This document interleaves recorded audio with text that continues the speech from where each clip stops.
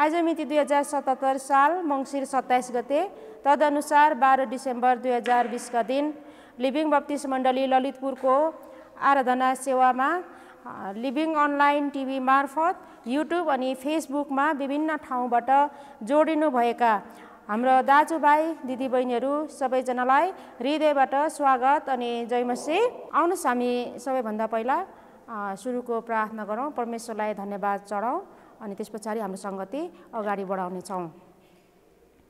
हामीहरूको जिउँदो अनि महान परमेश्वर पिता, तपाईँलाई धन्यवाद चढाउँदछौँ। यस समयमा तपाईँले यो सुन्दर दिन हाम्रो लागि दिनुभयो अनि यो आराधना सेवामा यो लिभिङ अनलाइन टिभी मार्फत प्रभु हामी सबैजनालाई फेरि एकसाथ भेला गराउनु भएको छ। जुन तपाईँको हामी दास छोराछोरीहरू विभिन्न ठाउँबाट विभिन्न देशहरूबाट सेवामा जोडिरहेका छौँ। प्रभु तपाईँले आशीर्वाद दिनुभएको होस्। आजको सेवा सङ्गति सबै कुराहरू प्रभु तपाईँको हातमा हामी समर्पण गर्दछौँ। तपाईँ परमेश्वरले सबैजनालाई आशिष दिनुभएको होस्। वचन बोल्ने तपाईँको दास छोरा अनि म आफै अनि सबैजना सहभागीहरूलाई प्रभु तपाईँको हातमा हामी समर्पण गर्दछौँ। तपाईँले आशिष दिनुभएको होस्। धन्यवाद छ प्रभु सबै कुराहरूको लागि। आशीर्वाद चाहन्छौँ ख्रीष्ट येशू तपाईँको नाउँमा, आमेन। हुन्छ, अब हामी हाम्रो सङ्गतिलाई अगाडि बढाउनेछौँ र भजन अनि कोरसहरूबाट अगुवाई गरिदिनु हुनको लागि सङ्गीत झुन्डलाई म अगाडि बोलाउँदछु। उहाँहरूले यो समय लिन सक्नुहुनेछ।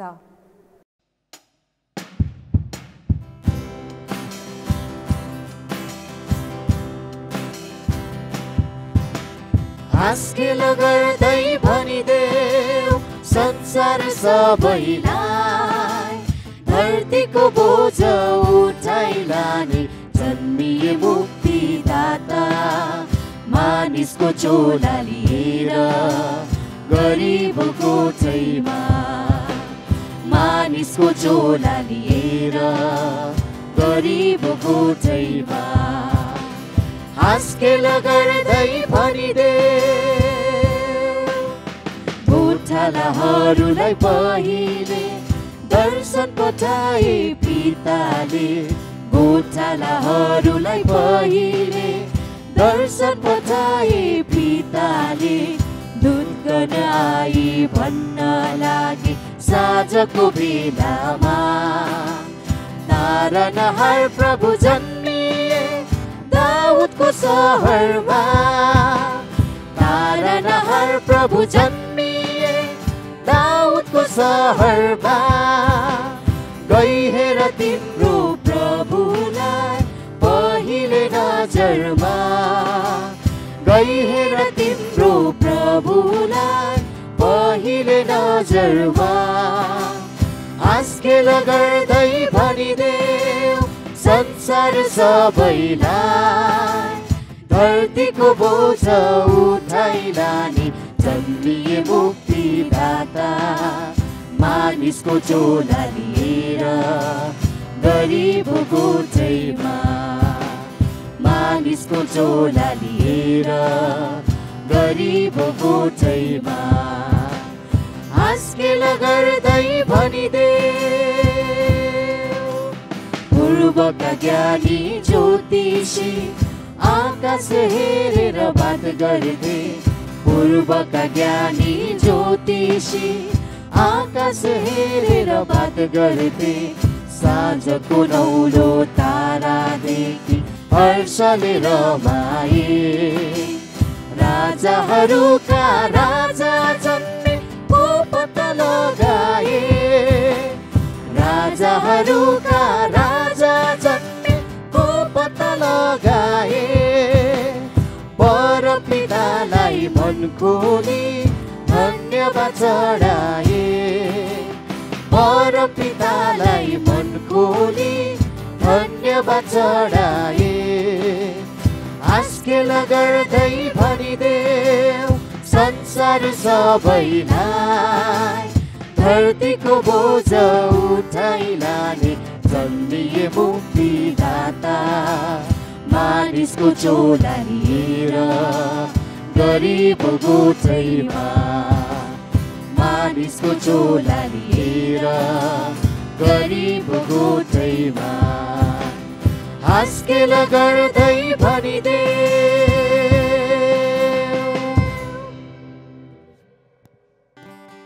यो जाडो मौसममा सबै विश्वासी परिवारहरूमा न्यानो अभिवादन, क्रिस्टी अभिवादन जेमसी। तपाईहरू सबैजना आफ्नो घरमा आरामै हुनुहुन्छ होला। यो समयमा हामी एकसाथ भेला हुन नसके तापनि घर घरबाट हामी यसरी अनलाइन लाइभ टिभी मार्फत हामीले स्तुति प्रशंसा प्रभुलाई चढाउन सकेका छौँ। आउनुहोस् यो समयमा तपाईँहरू सकुशल हुनुहुन्छ भने म सँगसँगै तपाईँहरूले भजन सङ्ग्रह 103लाई पल्टाउनु सक्नुहुनेछ अनि हामी सँगै पाठ गर्नेछौँ। अनि तपाईँहरू उठ्नु पनि सक्नुहुनेछ, बसेरै पनि गर्नु सक्नुहुनेछ। भजन सङ्ग्रह 103 को 1 देखि 6 सम्म म पाठ गर्नेछु। यहाँ यसरी लेखिएको छ, हे मेरो प्राण परमप्रभुको प्रशंसा गर, ए मेरो सारा अन्तस्करण उहाँको पवित्र नाउँको स्तुति गर। हे मेरो प्राण परमप्रभुको प्रशंसा गर र उहाँको सबै उपकारहरू नबिर्सी, जसले तेरा सबै पापहरू क्षमा गर्नुहुन्छ र तेरा सबै रोगहरू निको पार्नुहुन्छ, जसले तेरा जीवनलाई मृत्यु लोकबाट मुक्त गर्नुहुन्छ र तँलाई करुणा र कृपाको मुकुट लगाइदिनुहुन्छ, जसले तेरा इच्छाहरू उत्तम कुराले तृप्त गर्नुहुन्छ ताकि तेरो जवानी चिलको जस्तै फेरि नयाँ होस्। थिचोमिचोमा परेकाहरू सबैका निम्ति परमप्रभुले धार्मिकता र न्यायको काम गर्नुहुन्छ। आमेन। आउनुहोस् हामी त्यही करुणामय परमेश्वरलाई हामी प्रशंसा गरौँ। ए मेरो प्राण परमप्रभुको प्रशंसा गर, जीवित रहन्जेल उहाँको प्रशंसा गर अनि सारा अन्तस्करणबाट उहाँलाई धन्यवाद चढा। आउनुहोस् यो समय हाम्रो जीवनको स्वामीलाई हामी धन्यवाद चढाउनेछौँ। उहाँलाई नै हामी धन्यको भन्नेछौँ।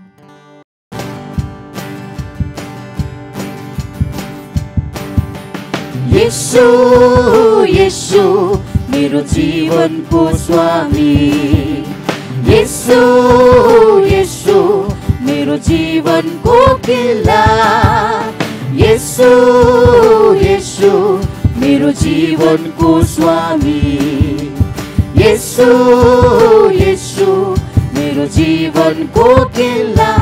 धन्यवादको भेटिनी आउँदछु तपाईँको त्यो चोकभित्र, धन्यवादको भेटिनी आउँदछु तपाईँको त्यो चोकभित्र। ताली बजाउँदै ताली बजाउँदै ताली बजाउँदै ताली बजाउँदै ताली बजाउँदै येशू येशू मेरो जीवनको राजा, येशू येशू मेरो मुक्तिदाता, येशू येशू मेरो जीवनको राजा, येशू येशू मेरो मुक्तिदाता। हालेलुया गाउँदै म आउँदछु अनुग्रहको सिंहासन अघि। हालेलुया गाउँदै म आउँदछु अनुग्रहको सिंहासन अघि। पवित्र हात उचाल्दै पवित्र हात उचाल्दै हामी सबैले हातहरू उचाल्नेछौँ। पवित्र हात उचाल्दै पवित्र हात उचाल्दै पवित्र हात उचाल्दै ताली बजाउँदै ताली बजाउँदै ताली बजाउँदै पवित्र हात उचाल्दै पवित्र हात उचाल्दै पवित्र हात उचाल्दै आउनुहोस् हामी स्वरहरू खोलेर हाम्रो परमेश्वरलाई धन्यवाद चढाउनेछौँ। उहाँलाई भन्नेछौँ प्रभु तपाईँ हाम्रो जीवनको स्वामी हुनुहुन्छ, हाम्रो किल्ला हुनुहुन्छ अनि हाम्रो धन्यवादको भेटीहरू लिएर तपाईँको सिंहासनतर्फ हामी आउँदछौँ, तपाईँको चोकहरूभित्र हामी आउँदछौँ। ताली बजाउँदै हाम्रो हातहरू उचाल्दै हाम्रो हृदयको अन्तस्करणको भेटीहरू तपाईँको चरणमा ल्याउँदछौँ। हालेलुया। त अनुग्रहको सिंहासन अघि हामी आउँदछौँ प्रभु तपाईँको, हाम्रो जीवनको राजा, हाम्रो येशू, हाम्रो एउटै मात्र मुक्तिदाता प्रभु तपाईँलाई हामी धन्यवाद चढाउँदछौँ। तपाईँ अनुग्रही प्रभुलाई हामी धन्यवाद नदिकन बस्न सक्दैनौँ, कारण तपाईँले आफ्नो प्रेम अनि दया हामी मानिसहरूमा तपाईँले देखाउनु भएको छ।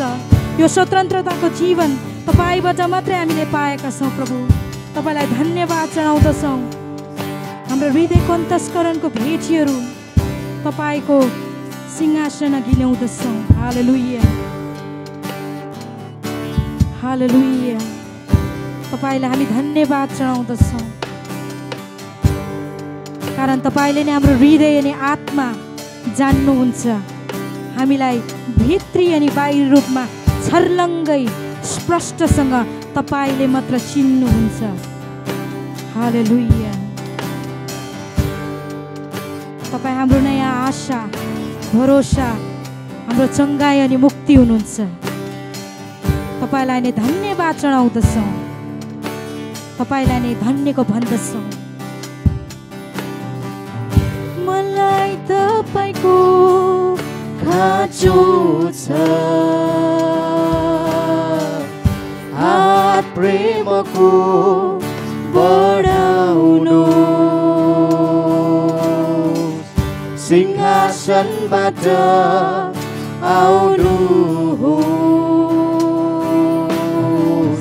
नदी प्रेमको बहाउनुहोस्। हे येशू मलाई तपाईँको खाँचो छ, मलाई तपाईँको खाँचो छ, हात प्रेमको बढाउनुहोस्, सिंहासनबाट आउनुहोस्, नदी प्रेमको बढाउनुहोस्। हे येशू तपाईँको उपस्थितिमा दोहोऱ्याउनुहोस्, मेरो हृदय आत्मा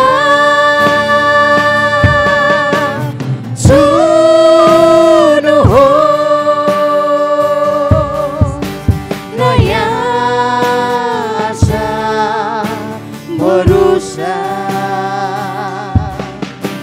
नयाँ र मुक्ति दिनुहोस्। मलाई तपाईँको खाँचो छ, हात प्रेमको बढाउनुहोस्, सिंहासनबाट आउनुहोस्, नदी प्रेमको बढाउनुहोस्। हे येशू तपाईँको स्वतन्त्र भित्र लानुहोस्, मेरो हृदय आत्मा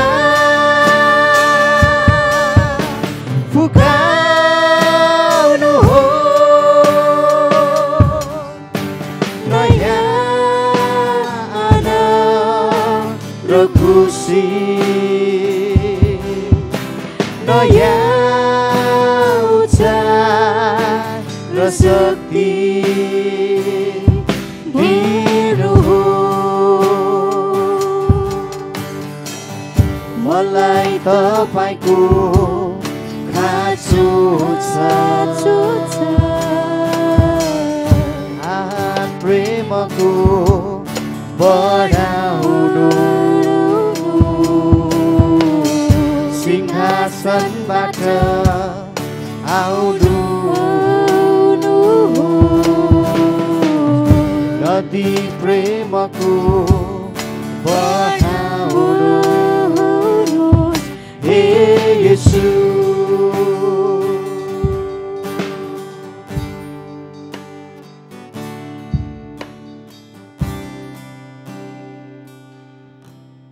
स्वर्गीय पिता, हामी तपाईलाई धन्यवाद चढाउन चाहन्छौँ कारण तपाईको सुरक्षा, तपाईको अनुग्रह हामीलाई राख्नु भएको छ। तपाईको आनन्द, खुसीले हामीलाई भर्नु भएको छ। तपाई नै हाम्रो आशा भरोसा हुनुहुन्छ प्रभु। तपाईलाई हामी सबै थोकको लागि धन्यवाद चढाउन चाहन्छौँ।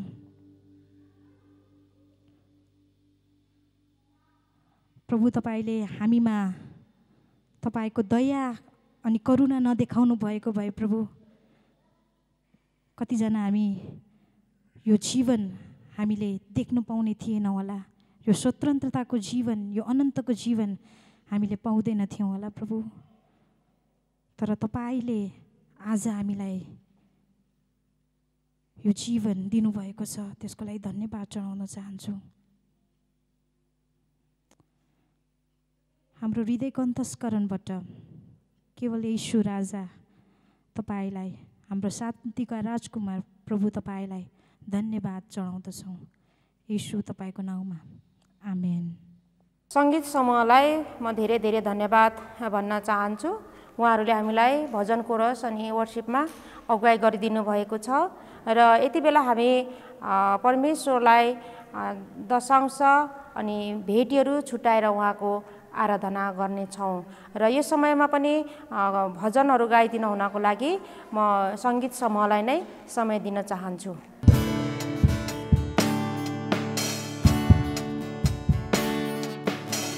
ईश्वरको पुत्र येशू राजा स्वर्गलाई छाडी आए आज बालक येशू गाई गोठमा जन्मिए आज बेथलेहेममा हृदय भेटिएर सबै चढाऊ प्रेमी येशू राजालाई पापबाट सबैलाई मुक्ति दिने येशू जन्मेको ठाउँमा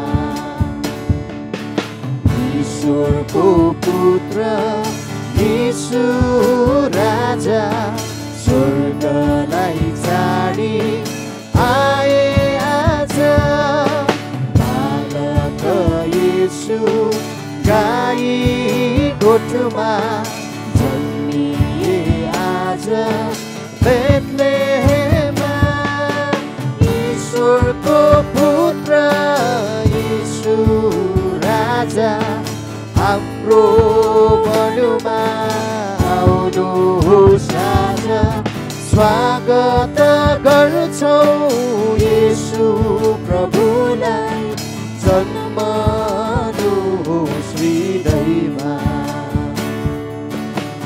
ईश्वरको पुत्र येशू राजा स्वर्गलाई छाडी आए आज बालक येशू गाई गोठमा जन्मिए आज बेथलेहेममा लौ दाजु भाइ दिदी बहिनी मिलेर हेरौँ यो प्रेम कहानी स्वागत गर्छौँ हृदय खोल्छौँ यो खुसीको हृदयमा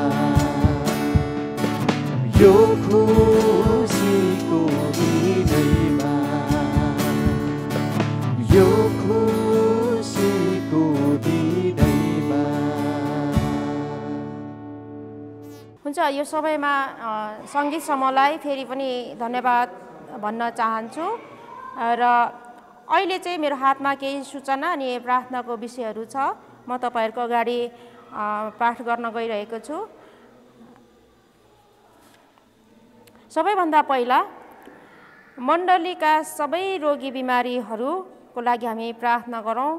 श्री सूर्यबहादुर तामाङ, श्री एनबी गुरुङ अनि वृद्ध बाबुआमाहरूको लागि हामी निरन्तर प्रार्थना गर्नेछौँ। साथै हाम्रो एनबिसिसीको अध्यक्ष अनि पोखरा बप्तिस्ट मण्डलीको पास्टर रेभरेन्ड कृष्ण प्रसाद त्रिपाठीज्यूको स्वास्थ्यको लागि निरन्तर हामी प्रार्थना गर्नेछौँ। तपाईँहरूले याद गरिदिनुहोला। मण्डलीका सबै सेवाहरू अहिले जुमबाट भइरहेको छ। यहाँहरू पनि सहभागी हुन सक्नुहुन्छ आफ्नो समय मिलाएर। थप जानकारीको लागि यहाँहरूको टिभी स्क्रिनमा पनि विवरणहरू दिएको छ। सबै शाखा मण्डली तथा अगुवाहरूको लागि हामी निरन्तर प्रार्थना गरौँ। विदेशमा हुनुहुने मण्डलीका हाम्रो विश्वासीजनहरू साथै अगुवाजनहरूको लागि निरन्तर प्रार्थना गरौँ। श्रीमती तैजन राईको अपरेसन भएको छ। उहाँको पूर्ण स्वास्थ्यको लागि निरन्तर प्रार्थना गरिदिनुहोला। मेरो हातमा अहिले सूचना र प्रार्थनाको विषयहरू यति नै रहेका छन् र अहिले हामीले यो सुनेको सूचनाहरू प्रार्थनाको विषयहरू साथसाथै हामीले प्रभुको लागि छुट्याएको दशांश अनि भेटी र वचनको लागि हामी प्रार्थना गर्नेछौँ। आउनुहोस्, तपाईँहरू आफ्नो शिरहरू झुकाउन सक्नुहुन्छ। एकछिन हामी प्रार्थनामा सहभागी हुनेछौँ। महान अनि जिउँदो परमेश्वर पिता, तपाईँलाई फेरि पनि तपाईँलाई धन्यवाद चढाउँदछौँ, तपाईँको नाउँलाई उचाल्दछौँ। अहिले हामीले सूचनाहरू सुनेका छौँ। बिमारी रोगीहरूको लागि हामी सम्झेर प्रार्थना गर्छौँ। प्रभु तपाईँले आशीर्वाद दिनुभएको होस्। हाम्रो पास्टर केपी त्रिपाठीज्यूको लागि प्रार्थना गरिरहेका छौँ अनि तैजन राईको लागि प्रार्थना गरिरहेका छौँ अनि हाम्रो मण्डलीमा भएको अरू सबै बिमारी रोगीहरूको लागि अनि वृद्ध बाजे बोजूहरूको लागि निरन्तर प्रार्थना गरिरहेका छौँ। प्रभु तपाईँले आशीर्वाद दिनुहोस्। उहाँहरूको सुस्वास्थ्यमा तपाईँ परमेश्वरको अनुग्रह रहेको होस् भनेर प्रार्थना छ। तपाईँले छुनुहोस् अनि निको तुल्याउनु भएको होस्। हामी प्रार्थना गर्दछौँ हाम्रो शाखा मण्डलीहरूको लागि अनि त्यहाँनिर हाम्रो अगुवाजनहरूको लागि, विश्वासीहरूको लागि, सबैजनाको लागि हामी सम्झेर प्रार्थना गर्छौँ। प्रभु तपाईँले आशीर्वाद दिनुहोस्। उहाँहरूको हरेक घटी कमी, कमजोरहरू, अभावहरू, त्यो सबै थोकहरू प्रभु तपाईँ जान्नुहुन्छ।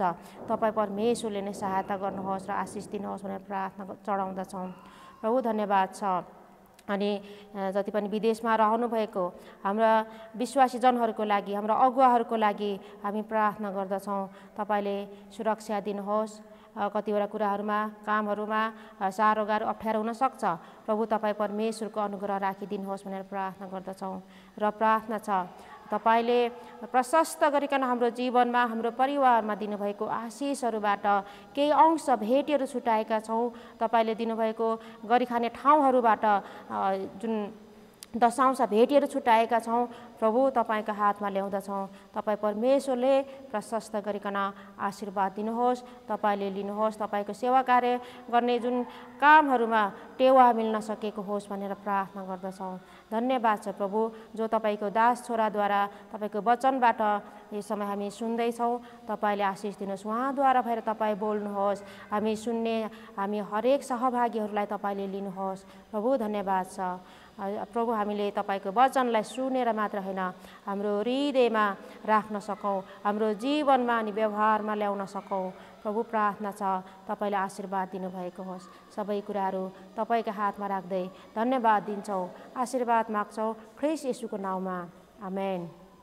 यस समयमा हामीले परमेश्वरको वचनबाट सुन्ने बेला भएको छ र प्रभुको वचनबाट बोलिदिन हुनको लागि श्री सन्तोष बस्नेतज्यूलाई म अगाडि बोलाउन चाहन्छु र वचन पछाडिको समय र आशिषको प्रार्थना हाम्रो मण्डलीको सहपास्टर देवानन्द कडारियाज्यूले लिनुहुनेछ र म सञ्चालिका यहाँबाट तपाईँहरूमा बिदा हुन चाहन्छु। जय मसीह।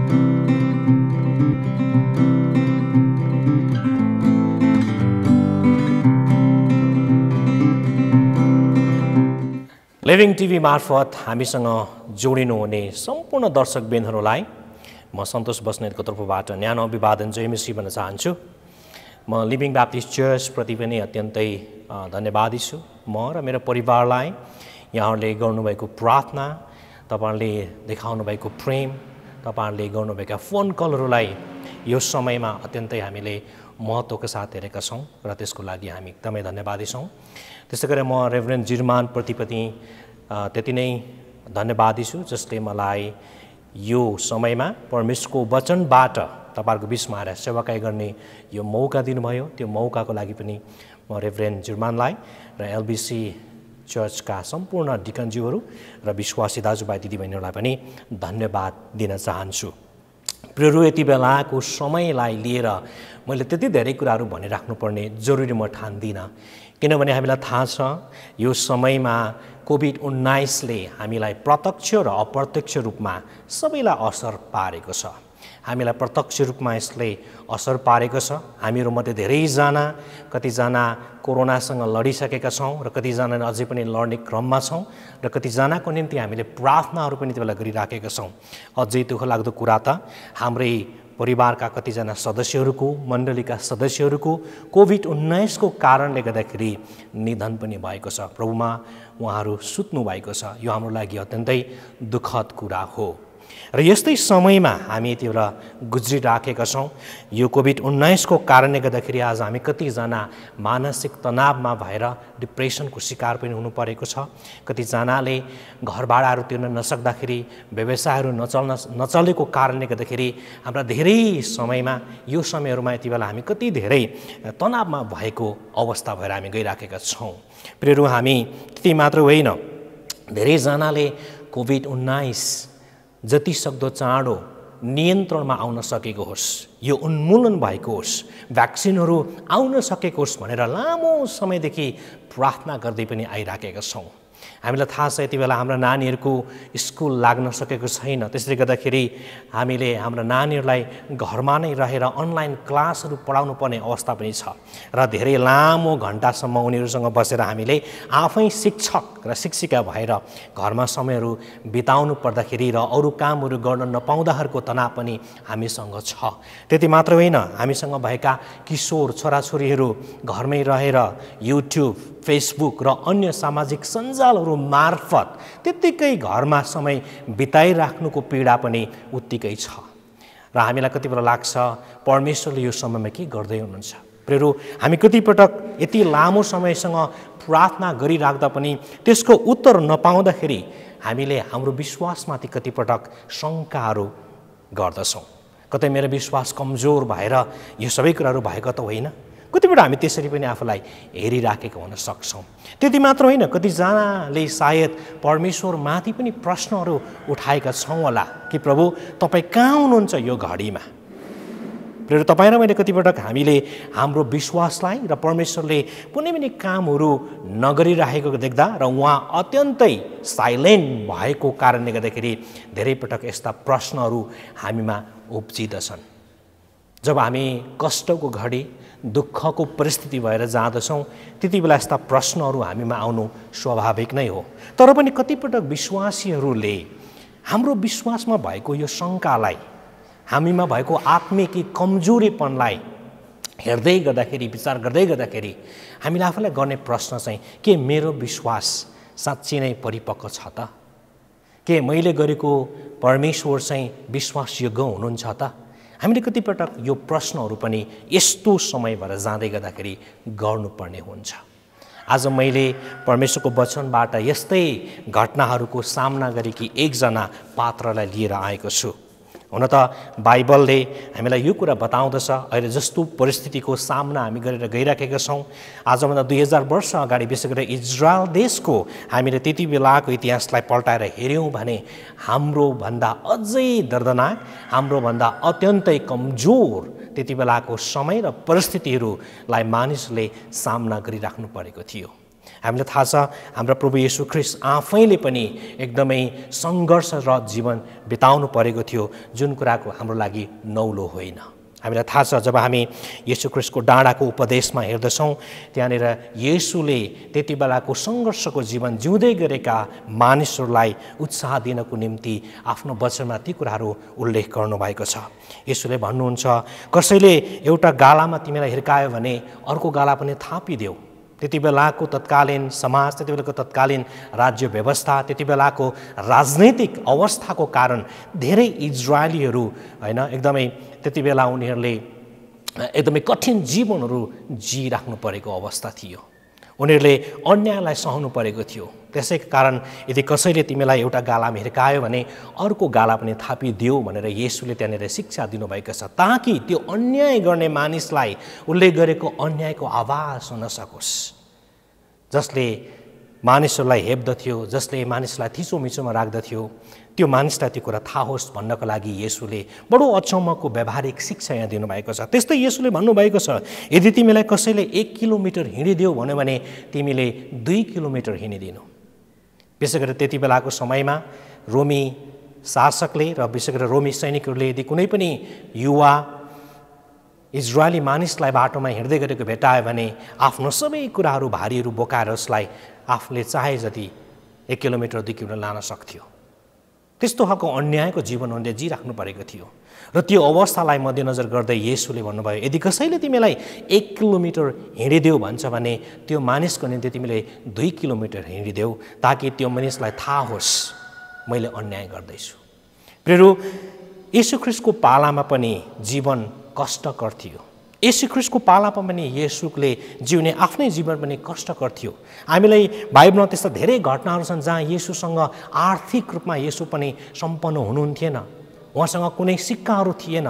एउटा यस्तो घटनामा हामी देख्दछौँ जब हामी येशूलाई मत्ती 22:19 भेटाउँछौँ, येशूसँग कैसरलाई तिर्ने रुपियाँ थिएन, सिक्का थिएन, जसको निम्ति उहाँले मानिसहरूसँग सिक्का मागेर त्यसको निम्ति उहाँले सिक्का माग्नु भएको थियो र मानिसले उहाँलाई सिक्का दिए र त्यहाँ कसको छाप छ भनेर येशूले भन्नु। यसले यही कुरा देखाउँदछ कि येशूसँग पनि पर्याप्त रुपियाँ पैसाहरू थिएन, यानि कि उहाँले पनि दुःख र कष्टको जीवनहरू सामना गर्नुभएको थियो।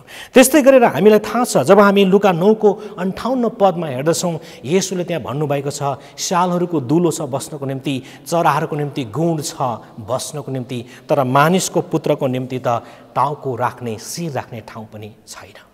यसले यही कुरा देखाउँदछ कि येशूले पनि दुःख र कष्टको सामना गर्नुभएको थियो। उहाँ हाम्रो निम्ति सबैभन्दा उत्कृष्ट नमुना हुनुहुन्छ जसले सङ्घर्षको जीवन जिउनुभयो। तपाईँ र म आज कोभिड-19 को कारणले गर्दाखेरि सङ्घर्षको जीवन जिइराखेका छौँ, यसमा कसैको दुई मत छैन प्रियहरू। तर एउटा विश्वासी भएर जिउनु, सङ्घर्षको जीवन जिउनु र एउटा साधारण मानिसले सङ्घर्षको जिउनुमा धेरै फरक छ। र आज बाइबलमा म यस्तै एउटा सङ्घर्षको जीवन जिउँदै गरेको एकजना पात्रको बारेमा यहाँ वचनबाट म हेर्न चाहन्छु र म आशा गर्छु हामी सबैले यसबाट आशिष पाउनेछौँ। मसँगै तपाईँले यति बेला लुका 2:1-20 पल्टाउन सक्नुहुनेछ। यति बेला हामी लुका 2:1-20 हेर्नेछौँ। म पढ्न चाहन्छु यति बेला। ती दिनमा कैसर अगस्टसले तिनको सारा साम्राज्यमा जनगणना लिनु भन्ने हुकुम जारी गरे। कुरेनियस सिरियाका हाकिम हुँदा यो पहिलो पल्टको जनगणना थियो। सबैजना नाउँ दर्ता गराउन आफ्नो आफ्नो सहर गए। योसेफ पनि गालिलको नासरतबाट यहुदियाको बेथलेहेम भन्ने दाउदको सहरमा गए, किनभने तिनी दाउदका कुटुम्ब र वंशका थिए। नाउँ दर्ता गराउन तिनी आफूसँग मग्नी भएकी मरियमलाई साथमा लिएर गए। मरियम गर्भवती थिइन्। तिनीहरू त्यहाँ भएकै बेलामा मरियमको बालक जन्माउने बेला आयो। तिनले आफ्नो जेठो छोरा जन्माइन् र उहाँलाई लुगाले बेरेर डुरमा राखिन्, किनकि तिनीहरूका निम्ति पौवामा ठाउँ थिएन। त्यही इलाकामा गोठालाहरू थिए जसले चौरमा बसेर राति आफ्नो बगालको रखवाली गर्थे। प्रभुका एउटा स्वर्गदूत तिनीहरू कहाँ देखा परे र प्रभुको तेज तिनीहरूका वरिपरि चम्क्यो अनि तिनीहरू साह्रै डराए।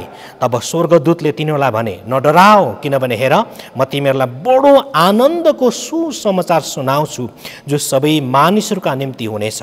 आज दाउदको सहरमा तिमीहरूका निम्ति एउटा मुक्तिदाताको जन्म भएको छ जो ख्रीष्ट प्रभु हुनुहुन्छ। तिमीहरूलाई चिन्न चाहिँ यो हुन्छ, तिमीहरूले एउटा बालकलाई लुगाले बेरेको र डुरमा सुताइराखेको भेट्टाउनेछौ। तब एक्कासी ती स्वर्गदूतहरूसँग स्वर्गीय सेनाको एउटा दल देखा पर्यो।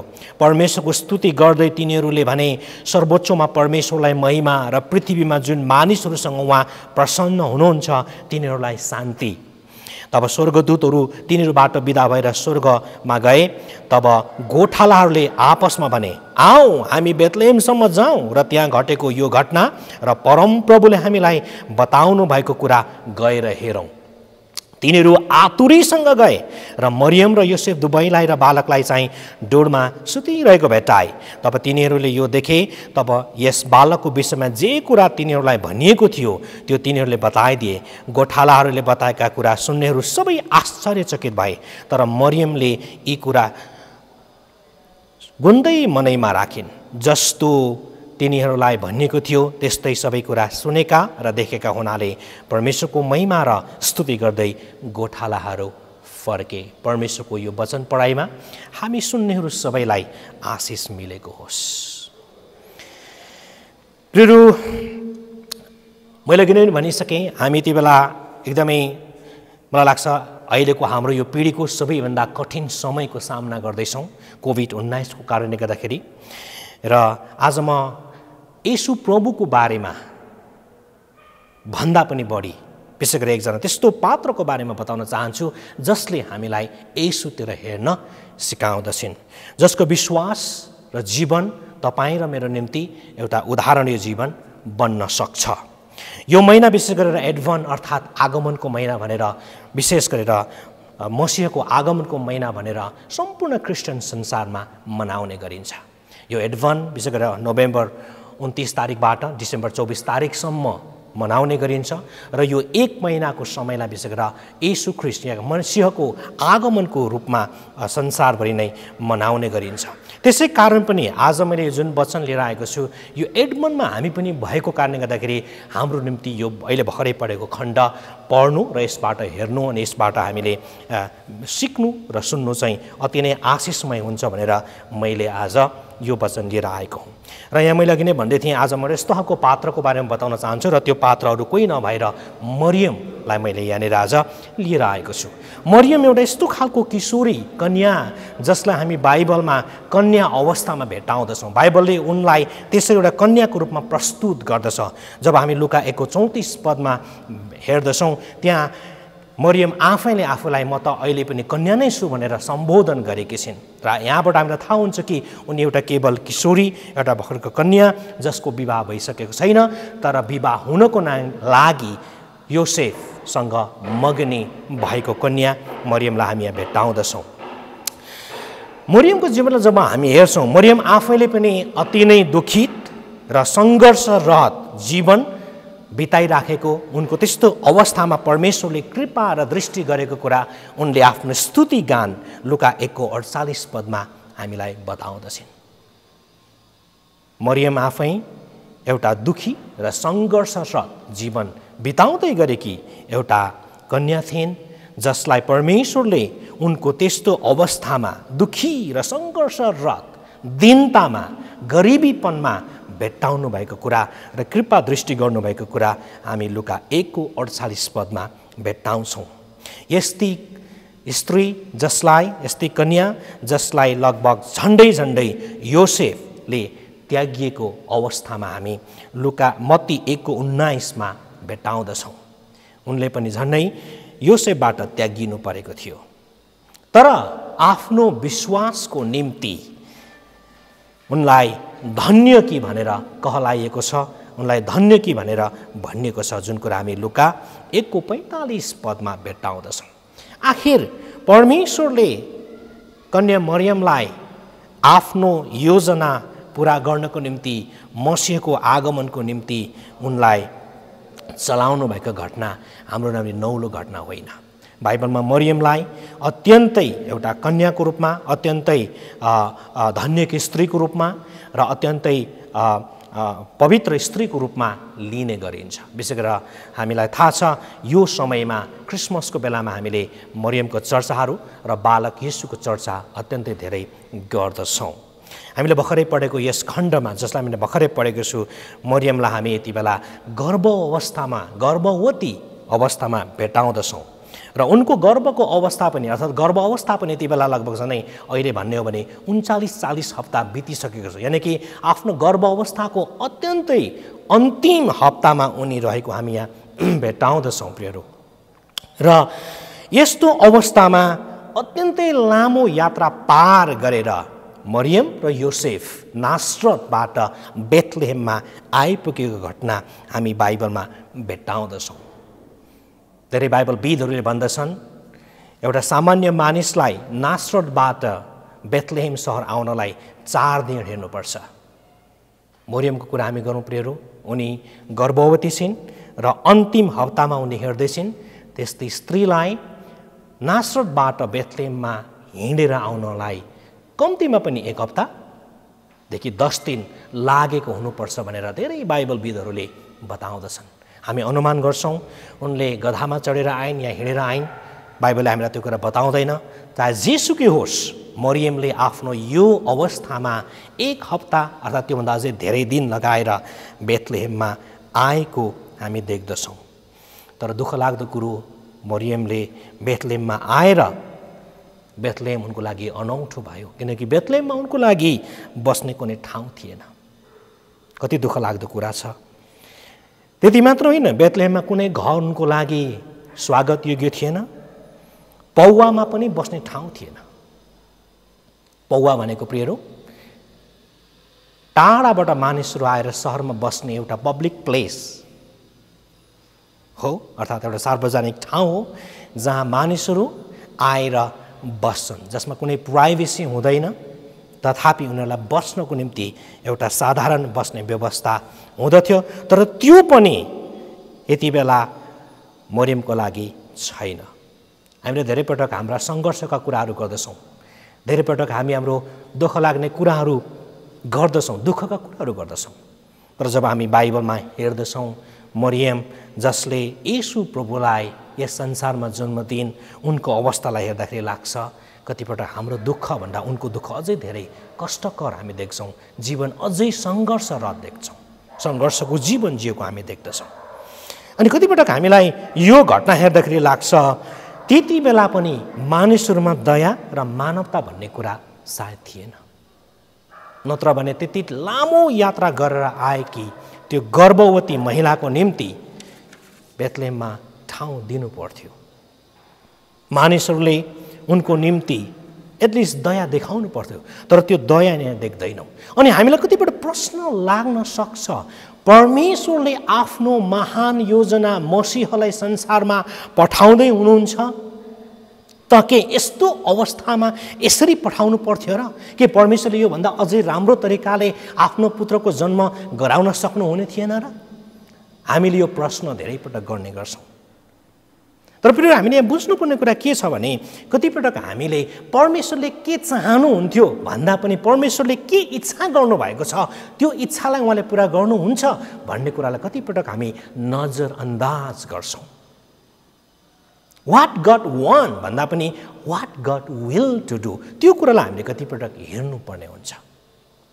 हामीलाई त लाग्छ परमेश्वरले येशूको जन्म एकदमै भव्य तरिकाले भएको होस्, परमेश्वरले येशूलाई दरबारमा जन्माउनु भएको होस्, राजखानदानमा उहाँको जन्म भएको होस्, अनि सबै मानिसले उहाँलाई राजाको रूपमा स्वीकार गरून् र सबै मानिसले उहाँलाई त्यो भव्यतामा उहाँलाई ग्रहण गर्न सकुन्। हाम्रो इच्छा त त्यो थियो। तर परमेश्वरको पुत्र जसलाई उहाँले आफ्नो इच्छा प्रकट गर्नुभयो र इच्छालाई जो पुरा गर्न चाहनु भएको थियो, त्यो बडो अचम्म र हामीले देख्दाखेरि असम्भव जस्तो लाग्छ। यसैले कतिपटक हामीले परमेश्वरले के गर्न सक्नुहुन्थेन भन्दा पनि सबै कुरा गर्न सक्नुहुन्थ्यो, तर परमेश्वरले नसक्ने कुरालाई होइन, तर उहाँले चाहना गर्नुभएको कुरा, उहाँको इच्छालाई पुरा गर्नुहुन्छ। हामीले लुका अहिले पढ्दै गरेको खण्डमा अब हामी निरन्तर हामी अगाडि बढ्न चाहन्छौँ। त्यहाँ त्यसलाई काट है, काट ल है ल त्यही गर्न चाहनुहुन्थ्यो। हुन्छ, जसै हामी यसलाई निरन्तर हेर्छौँ, लुका 2 को 8 पददेखि अब उँधो हामी हेर्न चाहन्छौँ। र यति बेला यहाँनिर हामी देख्छौँ जति बेला येशूको जन्म भएको छ र येशूलाई यति बेला डोरमा सुताइएको छ, किनकि पौवामा योसेफ र मरियमको लागि ठाउँ थिएन भन्ने कुरा बाइबलले हामीलाई बताउँदछ। र त्यही इलाकामा 8 पद यसरी सुरु हुन्छ, गोठालाहरू थिए जसले चौरमा बसेर राति आफ्नो बगालको रखवाली गर्थे। र यही रखवाली गर्ने क्रममा एकजना स्वर्गदूतको तेज उनीहरू कहाँ चम्क्यो र उनीहरू अत्यन्तै डराएका छन्। भयभीत अवस्थामा त्यहाँनिर गोठालाहरूलाई स्वर्गदूतले नडराउनलाई भनेका छन्। उनीहरू नडराउनु पर्ने कारण चाहिँ के छ भन्दाखेरि, हेर तिमीलाई बडो आनन्दको सुसमाचार म सुनाउँछु जो सबै मानिसहरूको लागि हुनेछ। उनीहरूले सुसमाचार यहाँनिर सुन्दैछन् तर बुझेका छैनन्। प्रियहरू, त्यो अचम्मको सुसमाचार कस्तो सुसमाचार हो हामीलाई यहाँनिर बताउँदछ कि एकजना मुक्तिदाताको जन्म दाउदका सहरमा भएको छ। भर्खरै जन्मेको त्यो बालकले कस्तो खालको मुक्ति दिने हो, गोठालाहरूको मगजमा पक्कै पनि घुस्दैन। उनीहरूले त्यो कुरालाई बुझ्न सक्दैनन्, किनभने भर्खरै जन्मिएको बालकले मुक्ति दिने कुरा असम्भव थियो। म यति बेला लोकनाथ मनन अङ्कललाई सम्झना गर्छु। मैले उहाँको लेख आजभन्दा झन्डै 9-10 वर्ष अगाडि पढेको हुनुपर्छ। जब हामी क्रिसमसको बेलामा आउँछौँ, जब हामी क्रिसमसमा बालक येशूलाई यति धेरै चर्चा र परिचर्चा गर्छौँ येशूको बारेमा, तर मलाई लाग्छ उहाँको लेखमा यसरी लेखिएको थियो, तपाईँ र मैले येशूलाई अर्थात् बालक येशूलाई हाम्रो व्यक्तिगत प्रभु र मुक्तिदाता भनेर ग्रहण गरेका होइनौँ। वैश्यक येशू, क्रुसमा टाँगिएको येशू, रगत बगेको येशू, त्यो दर्दनाक अवस्थामा मृत्युलाई जितेको पुनरुत्थान भएको येशूलाई तपाईँ र मैले पाएका हौँ। क्रुसको घटनालाई उहाँले त्यहाँनिर एकपटक स्मरण गर्नलाई आफ्नो लेखमा, आफ्नो आर्टिकलमा भन्नुभएको छ। सायद यी गोठालाहरूले त्यो बालक येशूले दिने मुक्तिको बारेमा यसरी नै बुझ्न सकेनन्, जसरी आज धेरैजनाले तपाईँ र मैले पनि कतिपटक येशू ख्रीष्टको त्यो सुसमाचारलाई नबुझेको कारण हेर्दाखेरि हाम्रो जीवन जसरी हामीले जिउनु पर्ने हो, जस्तो विजयी जीवन जिउनु पर्ने हो, त्यो जीवन जिउन नसकिरहेका हुन सक्छौँ। अघि मैले सुरुमा पनि भन्दै थिएँ, जब हामीलाई एकदमै दुःख र कष्टको सामना गर्नुपर्छ, जब हामीलाई दुःखका दिनहरू, दुःखको घडीहरू आउँदछन्, हाम्रो विश्वासमा हामी कतिपटक डगमगाउँछौँ, हाम्रो जीवनयापनहरू परिवर्तन हुँदछन्, हाम्रा साधारण जीवनहरू असाधारण बन्दछन्। प्रियहरू, किनभने हामीले कतिपटक त्यो सुसमाचारको शक्तिलाई, सुसमाचारको त्यो घटनालाई कतिपटक हामी बुझ्न सक्दैनौँ। यी गोठालाहरूले मलाई लाग्छ सायद येशूलाई क्रुसमा नचढाएसम्म, येशूको पुनरुत्थान नभएसम्म त्यो स्वर्गदूतले सुनाएको मुक्तिदाताको सुसमाचारलाई बुझ्न सकेनन्। म आशा गर्छु र मेरो प्रार्थना यही छ कि हामीहरूले सुनेको सुसमाचारलाई हामीले एकदमै गम्भीरताका साथ लिनेछौँ। त्यो गम्भीर सुसमाचारलाई तपाईँ र मेरो जीवनको जीवनशैली हामीले बनाउनेछौँ। गोठाला यो सबै स्वर्गीय सेनाको आराधनाहरू देखिसके पछाडि यति बेला अब आतुरीसँग बालक येशूलाई भेट्न गएको घटना हामी यहाँनिर देख्दछौँ 16 पदमा। उनीहरू जान्छन् र मरियम र योसेफ दुवैलाई र बालक चाहिँ डुरमा सुतिरहेको भेट्टाउँदछन्। बडो अचम्म मानेर उनीहरूले स्वर्गदूतले भनेका सबै कुराहरू त्यहाँ भएका मानिसहरूलाई, जम्मा भएको त्यो भिडलाई यति बेला भन्दछन्। सबै मानिसहरू यति आश्चर्यचकित हुँदछन्, तर एकजना व्यक्ति आश्चर्यचकित हुँदिनन्, जसको नाम मरियम हो। वचनले हामीलाई बताउँदछ, जब हामी 19 पद पढ्छौँ, 18 र 19 पद पढ्छौँ, गोठालाहरूले बताएका कुरा सुन्नेहरू सबै आश्चर्यचकित भए, तर तर मरियमले यी सब कुरा गुन्दै मनैमा राखिन्। किन आखिर? अरू सबै मानिस यहाँ चकित भएका छन्, अरू सबै मानिसहरूले अचम्म मानेका छन् कि कसरी स्वर्गदूतहरूले ती गोठालाहरूलाई आएर त्यो कुरा बताएका छन्। त्यो कुरा सुनेर र जस्तो भनेको थियो त्यो कुरा पुगेको, सुनेको, देखेको सबै कुराहरू पुगेका कारणले गर्दाखेरि त्यहाँनिर उनीहरू अचम्मित भएका छन्। तर मरियमले कुनै अचम्म मानेका छैनन्, बरु ती सबै कुराहरूलाई मनमा नै राखेर ती कुरालाई गुन्दै विचार गर्दै बसेको अवस्थामा हामी मरियमलाई भेट्टाउँछौँ। यसरी मरियम आफ्नो विश्वासमा त्यति धेरै दरिलो भएर बसेको हेर्नको लागि, बुझ्नको लागि हामीले यति बेला लुका 1को 30 देखि 33 पदमा पल्टाउनु पर्ने हुन्छ। जब हामी लुका 1को 30 मा हेर्दछौँ प्रियहरू, 30 देखि 33 सम्म म पढ्न चाहन्छु। मरियमले यहाँनिर किन त्यसरी आश्चर्यचकित भएनन् भन्दाखेरि स्वर्गदूतले तिनलाई भने, नडराऊ मरियम, लुका 1को 30 पदले भन्दछ, किनभने तिमीले परमेश्वरबाट कृपा पाएकी छौ। अब हेर, तिमीले गर्भधारण गर्नेछौ र एउटा छोरो जन्माउनेछौ र तिमीले उहाँको नाउँ येशू राख्नेछौ।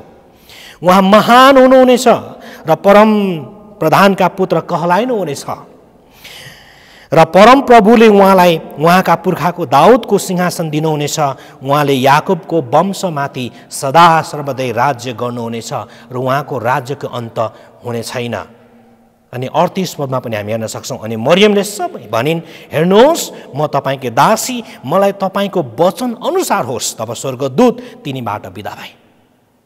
स्वर्गदूतले आउँदै गरेको जुन बालकलाई उनले जन्म दिँदैछन्, त्यो बालक असाधारण बालक संसारमा जो आउँदै हुनुहुन्थ्यो, परमधाममा हुनुहुने परमेश्वरको नाउँमा आउँदै हुनुहुन्थ्यो, परमेश्वरको महान व्यक्ति, परमधामका पुत्र कहलाइएर उहाँ आउँदै हुनुहुन्थ्यो। परमेश्वरले उहाँलाई उहाँका पुर्खा दाउदको सिंहासन दिनुहुने कुरा र उहाँको राज्यको अन्त्य कहिले हुने छैन भन्ने कुरा उनलाई सुनाइएको थियो। यी सबै कुराहरू हुन बाँकी थियो। सायद यी सबै कुराहरूलाई मनमा गुन्दै विचार गर्दै गर्दाखेरि मरियमलाई सायद यही कुराको याद भइरहेको हुनुपर्छ कि अझै कति धेरै कुरा हुन बाँकी नै छ। मुक्तिदाताको जन्म त भएको छ, तर यो मुक्तिदाता यस्तो खालको मुक्तिदाता जो असाधारण व्यक्ति हुनुहुन्छ, परमधाममा हुनुहुने परमेश्वरको नाउँमा आउनुभएको, आफ्नो राज्यको कहिले अन्त्य नहुने त्यो राजालाई उनले जन्म दिएको कुरा उनलाई थाहा छ यहाँनिर। यसै कारण गोठालाहरू र सबै मानिसहरू आश्चर्यचकित भइराख्दाखेरि मरियमले यहाँनिर कुनै पनि कुरामा आश्चर्यचकित भएको हामी देख्दैनौँ। तर यसो भन्दै गर्दाखेरि हामीलाई यो कुरा थाहा हुनुपर्छ कि मरियमले पनि आफ्नो जीवनमा धेरै उतार चढावहरू आएको थियो। हामीलाई थाहा छ 12 वर्षको हुँदाखेरि जब येशू मन्दिरमा हराउनु भयो, उनी एकदमै भयभीत र विचलित भएकी थिइन्।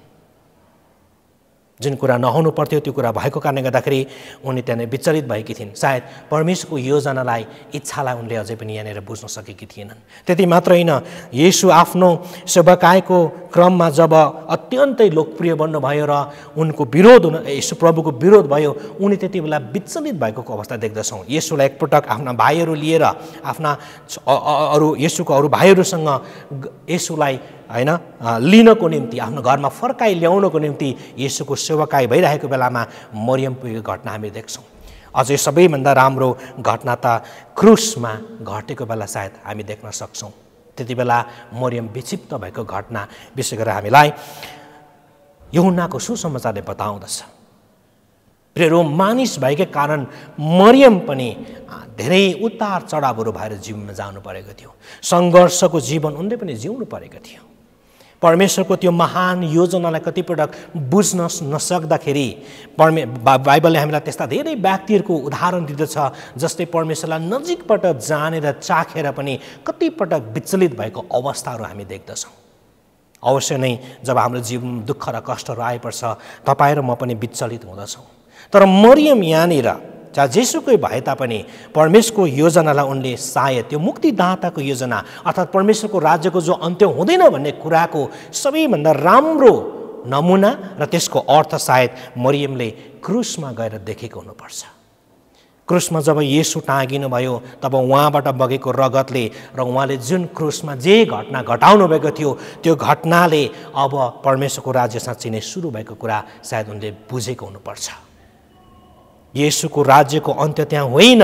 जब उहाँले आफ्नो शरीरमा जब येशू क्रुसमा मर्नुभयो, उहाँको शारीरिक मृत्यु सँगसँगै अब येशूको आत्मिक राज्य सुरु भएको घटना मरियमले सायद त्यहाँ बुझेको हुनुपर्छ। यही सुसमाचारमा, यही शक्तिमा मरियमले अब बाँकी रहेको जीवन जिएको हामी सायद पाउन सक्छौँ प्रियहरू। हुन त बाइबलले उनले अब योभन्दा पछाडि उनको जीवन कस्तो रह्यो हामीलाई बताउँदैन, तर हामी सजिलै अनुमान गर्न सक्छौँ कि महान परमेश्वरको योजनामा उनले सहभागी भएर अबको उसको जीवन जिएको पक्कै पनि हुनुपर्छ।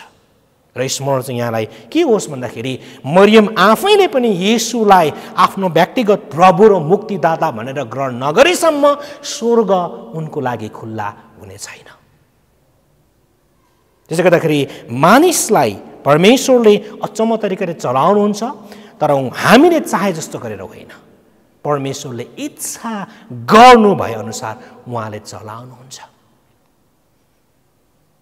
त्यसले गर्दाखेरि तपाईँ र म जब जीवनमा विचलित हुँदछौँ, जब हामी हाम्रो विश्वासमा डगमगाउँछौँ, जब हाम्रो विश्वासमा प्रश्न चिन्हहरू खडा हुँदछ, हामीले सुनेको सुसमाचार हामीले एकपल्ट फर्केर हेर्नुपर्छ। कस्तो येशूलाई तपाईँले भेट्टाउनु भएको छ? यो क्रिसमस तपाईँ र मेरो निम्ति यस्तो क्रिसमस बनोस् कि जसले हामीलाई फेरि पनि येशू, त्यो बालक येशूमा भन्दा पनि त्यो वैंशक येशू, क्रुसमा मरेको येशू, सधैँको निम्ति पुनरुत्थान भएर उठ्नु भएको, बिउताउनु भएको येशूलाई हामी भेट्टाउन सकौँ। प्रियहरू, कोभिड-19सँग लड्दै गर्दाखेरि कोभिड-19 को शिकार हामी कतिजना भएका छौँ, सङ्घर्ष भएर जाँदैछौँ होला, अझै पनि कतिको लागि प्रार्थना निरन्तर हामी गरिराखेका छौँ। यो अवस्था भएर जाँदै गर्दाखेरि यति बेला हामीले याद गर्नुपर्ने कुरा चाहिँ येशू प्रभुले जुन सुसमाचार तपाईँ र मलाई छोडेर जानुभयो, येशूको सुसमाचार जसले तपाईँ र मलाई आज बचाएको छ, येशूको सुसमाचार त्यो शक्ति हो जसले तपाईँ र मलाई हरेक दिन जिउँदाखेरि जिउने शक्ति प्रदान गर्छ। त्यो सुसमाचारको शक्तिमा जिउने व्यक्ति हामी बन्न सकौँ। मरियमले सायद यही सुसमाचारको शक्तिमा जिएकी हुनुपर्छ। त्यसै कारण उनी विचलित हुँदा पनि, धेरै पटक उतार चढावहरू जीवनमा आउँदा पनि उनले येशूलाई त्याग्न सकेकी छैनन्। त्यसै गर्दाखेरि यति बेला मैले मरियमतिर, हामी मरियम जस्तो हुनुपर्छ भन्दा पनि हामीले हेर्ने येशूलाई हो। येशू ख्रिस्टले तपाईँ र मेरो निम्ति गर्नुभएको त्यो अचम्मको उद्धार, प्रभु येशूले घटाउनु भएको त्यो कहिल्यै नघट्ने घटना, क्रुसको घटनालाई तपाईँ र मैले जिउने हाम्रो सहारा बनाउनुपर्छ। तब मात्रै हामी जब जीवनमा दुःख र कष्टहरू आउँछन्, जब हामीले सङ्घर्षका दिनहरू हाम्रो जीवनमा सुरु हुन्छन्, तब हामीले हेर्ने ठाउँहरू कतै छैन, हामीले हेर्ने ठाउँ क्रुस मात्रै हो। त्यसै गर्दाखेरि क्रुसको सन्देश, क्रुसको घटना तपाईँ र मेरो जीवनको सबैभन्दा महत्त्वपूर्ण भाग र महत्त्वपूर्ण विषय बन्न सकेको होस्। यो क्रिसमसमा तपाईँ र मैले बालक येशूलाई भन्दा पनि त्यो वैंशक येशूलाई फेरि भेटाउन सकौँ, त्यो येशू ख्रिस्टमा हामी फेरि रमाउन सकौँ, येशू ख्रिस्टमा फेरि हामी विजय जीवन जिउन सकौँ, त्यो चाहिँ हाम्रो लागि सबैभन्दा असल उपहार यो क्रिसमसमा बन्न सकेको होस्। तपाईँ र मैले जिउने जीवन असाधारण बन्न सकेको होस्, यसकारण कि हामी येशूलाई प्रचार गरेर हिँड्ने मान्छेहरू बन्न सकौँ, हामी येशू जस्तो बन्ने कोसिस गर्न सकौँ, हरेक दिन जिउँदाखेरि पवित्रताको जीवन हामीमा सुरु हुन सकेको होस्। हाम्रा किशोर किशोरीहरू, हाम्रा वैंशक प्रियहरू, युवा साथीहरू यति बेला कुलतमा कतिजना फस्नु भएको होला, कतिजना मानिसहरू जीवनमा सङ्घर्ष गर्दै हुनुहुन्छ होला विभिन्न कारणहरूले। तर म आज तपाईँलाई यही पुलपिटबाट परमेश्वरको वचनलाई उत्साह दिन चाहन्छु। तपाईँ र मेरो ढाडस, तपाईँ र मेरो साहस, तपाईँ र मैले हेर्ने हाम्रो एउटै मात्रै आशा येशू हुनुहुन्छ। That's why we need to focus. त्यसैले हिब्रूको किताबले हामीलाई धेरै पटक बताउँदछ हाम्रो विश्वासलाई सुरु गर्ने र अन्त्य गर्ने येशूलाई हेर्न हामी कहिल्यै पनि पछाडि नहटौँ। तपाईँको जीवन सङ्घर्षको जीवन होला, तपाईँको जीवन दुःखमय भएर जाँदै होला, तर त्यो नै तपाईँको अन्त्य होइन, त्यो नै मेरो अन्त्य होइन। हाम्रो जीवन येशूमा सुरु भएको छ, हाम्रो विश्वास येशूमा सुरु भएको छ। त्यो विश्वासलाई सुरु गर्ने र अन्त्य गर्ने येशूलाई हामी हेर्न सकौँ र हाम्रो जीवन, हाम्रा सङ्घर्ष, हाम्रा सबै कठिन परिस्थितिहरू उहाँलाई दिन सकौँ र त्यही आशामा हामी जिउन सकौँ भन्दै परमेश्वरको वचनबाट यो सबैलाई आशिष मिलेको होस्। जय मसीह।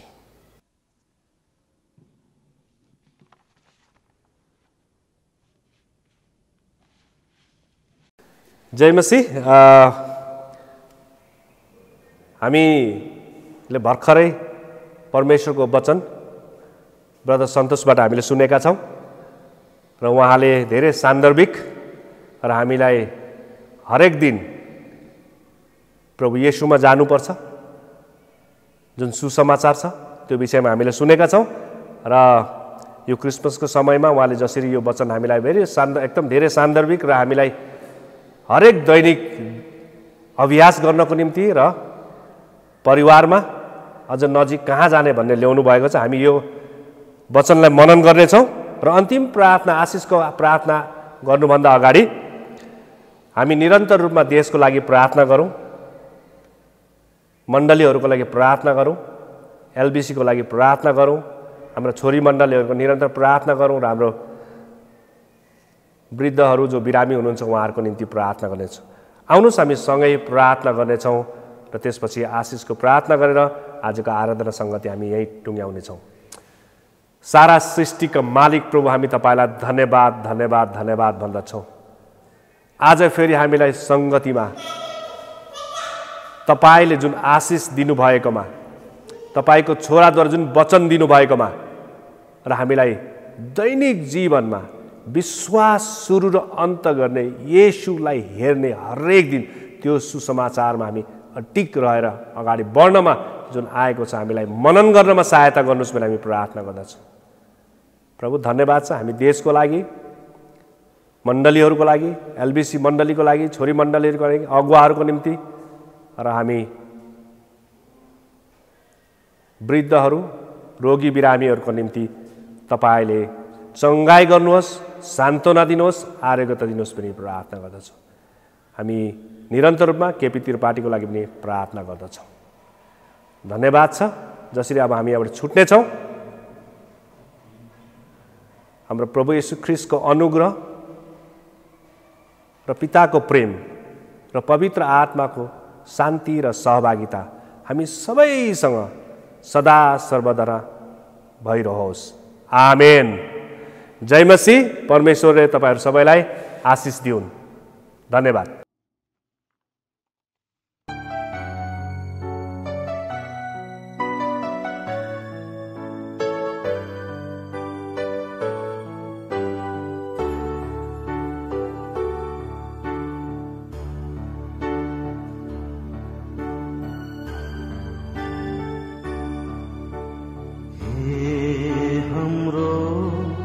स्वर्गमा बस्नु हुने पिता, तपाईको नाम पवित्र गरियो, तपाईको राज्य तपाईको राज्य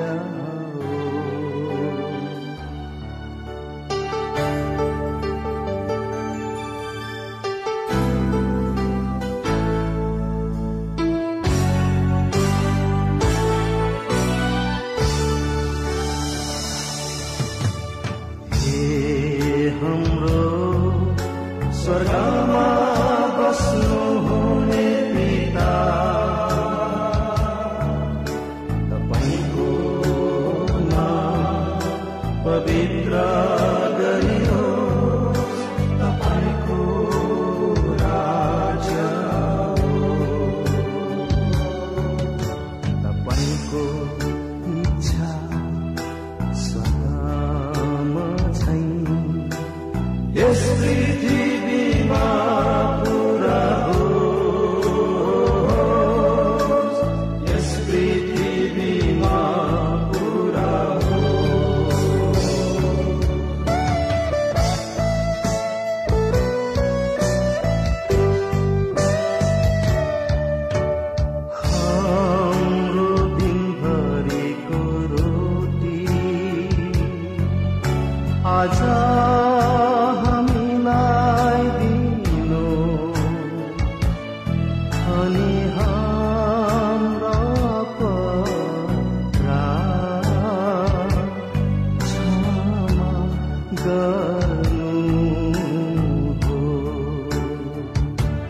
जसरी हामीले पनि आफ्ना अपराधीहरूलाई क्षमा गरेका छौँ, जसरी हामीले पनि आफ्ना अपराधीहरूलाई क्षमा गरेका छौँ।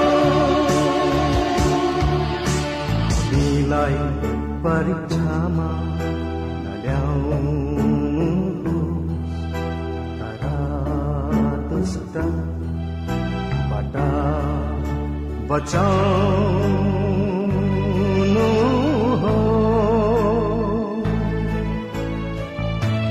किनभने राज्य र पराक्रम र महिमा सदा सर्वदा तपाईँकै हो।